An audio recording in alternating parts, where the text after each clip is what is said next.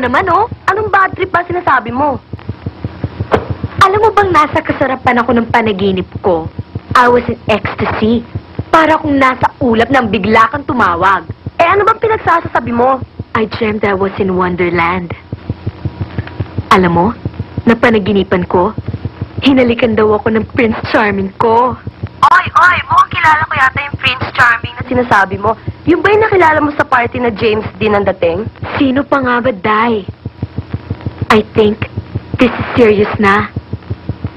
I think I'm in love with a wonderful guy.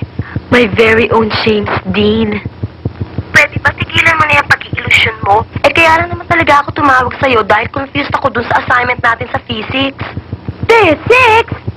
Diyos ko ka naman, dahil tatawag ka, iistorbohin mo ako ng hating gabi pagkatapos tatanungin mo ako sa physics. Diyan ka na nga at babalikan ko ang aking panaginip. Baka bumalik pa si James Dean.